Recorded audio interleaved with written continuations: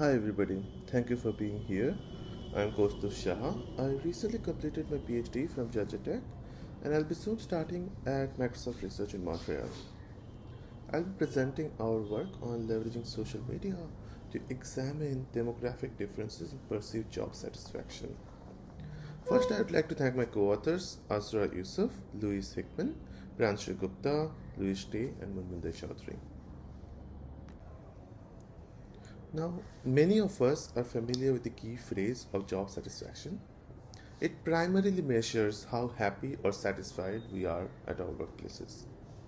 Now, theoretically, this measure ideally captures whether workers are doing well at work and is closely associated with positive job work experiences, job performance, and career success.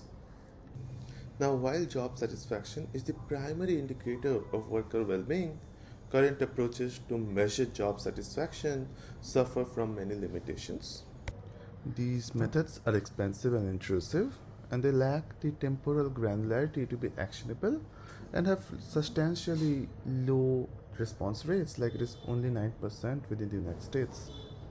These methods are typically conducted within organizations which amplify people's privacy concerns, leading to social desirability and non response biases. And these assessments summarize multidimensional information into a single metric, but different individuals may lay varying importance to different aspects of the job, depending on various socio-cultural and historical factors, such as individuals from different geographical locale, race, and gender may often have different priorities and concerns at work.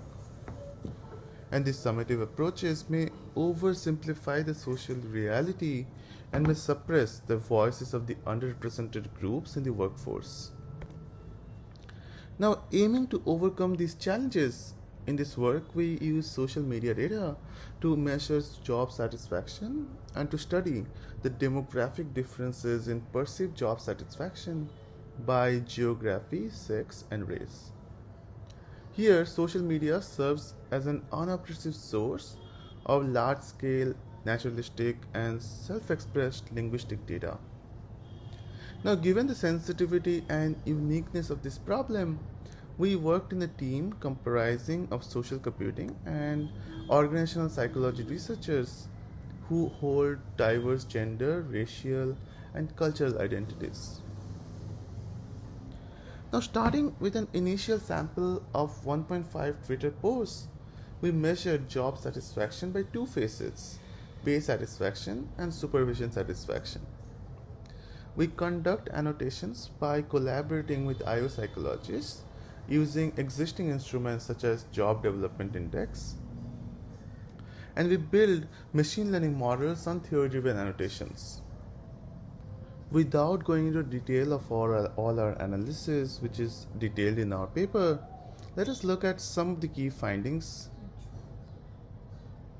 First, it was important to measure the construct validity of our assessment of job satisfaction, where we compare our assessments through existing large scale macroeconomic data. Our assessment positively correlates with job satisfaction data collected on a nationally representative survey of 500,000 workers by Gallup. Then we measured perceived job satisfaction differences by sex, where we find that females tend to show greater pay satisfaction than males. And this counters a lot of anecdotal, theoretical, and empirical evidences about gender discrimination at pay and at work. But literature also suggests how satisfaction is a function of expectation, and women tend to expect lower compared to men for the same job and skills. And this is a job satisfaction paradox that women might have higher job satisfaction despite being more disadvantaged at the workforce. And this kind of paradox can lead to inconclusive and misleading insights about workplace satisfaction. However, because we also examined multiple facets of job satisfaction, the figure on the right shows us that when only considering supervision, females are a lot less satisfied than males. And we observed similar findings with respect to race, that historically disadvantaged groups in the US workforce, including Hispanics and Asians and Pacific Islanders, show greater job satisfaction than the historical majorities or the whites. Here, the frame of reference may be playing a role where individuals tend to compare their income in the US compared to what they could have earned in another country for the same job. Now, studying linguistic differences, we found how social media language reflects that the majority groups express mostly about career growth, salary, and intrinsic job aspects, whereas the minority groups express about basic needs, flexibility, and minimum wage. Now, reflecting back on the previous two slides, we see how females saliently expressed about toxic workplace and harassment, whereas the males' concerns were mostly around wealth and tax. And this shows that when we go beyond blanket assessments, social media data does reflect unique demographic disparities in our needs, priorities, and concerns.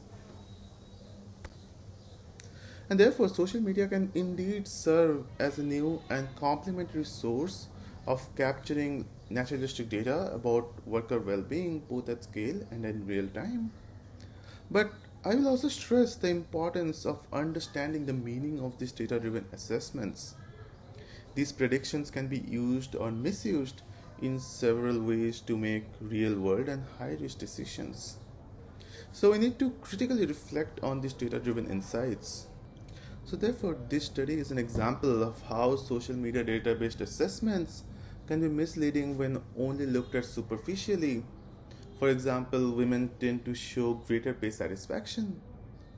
However, deeper investigation revealed the unique demographic disparities in our needs, concerns, and priorities of different individuals at workplaces. And a key insight is that although satisfaction is an important aspect at work, aspects like fairness and equity cannot be ignored, and a worker should be paid what they deserve and not only what they're satisfied with. So here is a recap slide on what we studied in this paper.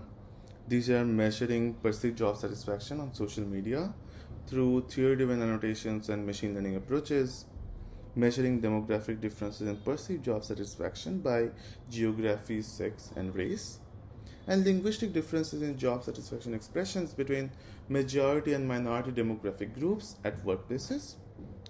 And thank you very much, and I'll be very happy to take any of your questions. I encourage you all to have a read of our paper, and I look forward to meeting you and engaging in conversations at the conference. Thank you very much. Take care.